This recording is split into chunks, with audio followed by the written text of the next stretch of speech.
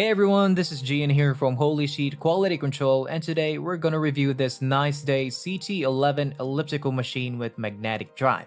So here it is, and we are putting this together. One of the great thing about this is that it comes about 90% done, so there's not a lot of work that needs to be done. And there's two different bases. This one, Don't forget the link is much available in the description of the video, so don't miss out. there's two different bases. This one that goes into the front, it has the wheels, and you do notice it's even got a little arrow that says up, so that makes you sure that you put it in the right place. And this is the other one that goes in the back, and we'll do that later. They're going to come with the hardware already in here, so you're just going to unscrew it and have it ready.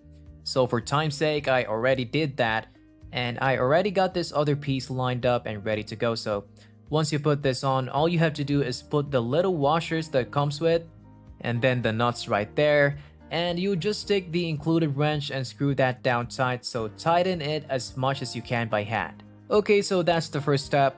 I'll do the same thing to that, but I'll do that later. This attaches the exact same way in the back. It's just that there's no wheels on this piece, but it attaches the exact same way in the back. So I'll just do that and show you. And once it's complete, the next step that we're going to do is we're going to unfold the vertical tube from the main frame. So you can see here the vertical tube. This is the vertical tube, so we're going to unfold it. So you really just have to pull it up, and then if it's loose, it'll slide down. There is one bolt here that you may have to go ahead and loosen to get this to slide into place, because what's going to happen is we're going to end up putting this little guys into the sides here and one in the front. So you just need to make sure that you can loosen this one bolt so this slides, just so this all lines up. So if this lines up, you're good to go. If they don't, you may need to loosen this one, and then so that these line up, but everything is good to go. So hopefully that's the case for yours. But if it's not, it's a very easy fix. So again, I would just put all this in by hand first.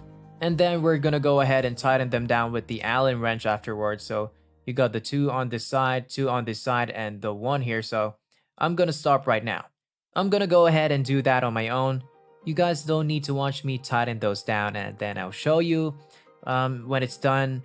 Okay, so you can see here I've got this bolted down in the back. So like I said, it worked very similar to how we did it in the front. And then let's walk around the front, and I'll show you there what I did.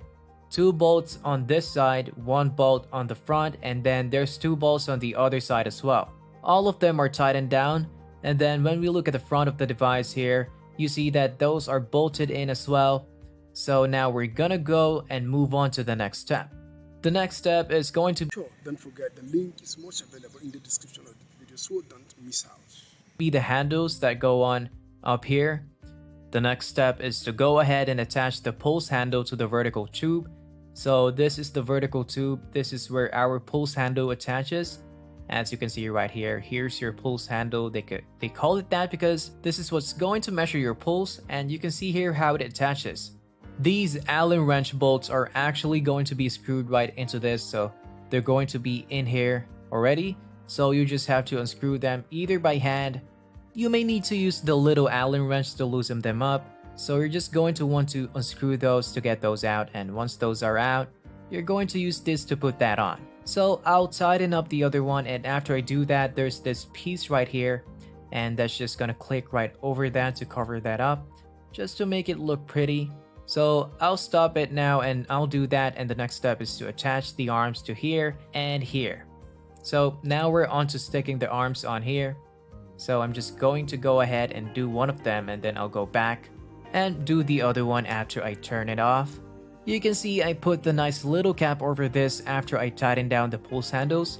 So we'll go ahead and do the left one because it's right there and it's easiest to see. So everything is labeled nicely. The only things that don't have stickers directly on them have stickers on the back. So like this piece, which we're going to put on afterwards to cover this up. The stickers are on the bag, but everything else, the stickers have been on the actual item. So you can see with the right one, it's gonna come to you. It's gonna have the hardware already on there. So with this one, I took the hardware off again, because no sense in having you guys watch me do that. So to put this on, it's going to be very easy. you're just gonna go ahead and set it on here. And then you're just gonna take your hardware and you're just gonna go ahead and line it up and stick it through. So there we go, just line it up and it should go right through. And once it's through, put the little washer on. And again, you're just going to go ahead and tighten them down. I'm just gonna play the video on how I assembled this, but without question, the best packaged machine of them all. And opening the box, the machine and accessories were all neatly organized as you've seen, and with all the inside packaging intact, with a combination of mostly hard compact cardboard and minimal styrofoam, which means most of it can also be recycled. And as advertised, all the really tricky stuff comes pre-assembled, so you don't have to worry about that, as you've seen earlier. And assembly time by myself clocked in around an hour, which is 2-3 hours less than other machines. And probably the trickiest bit was putting on, the earlier front and rear support.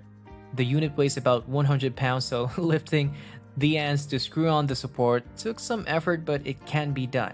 Aside from that, this is very easy to put together, so you don't have to worry about that much. And about the performance, it's very solid.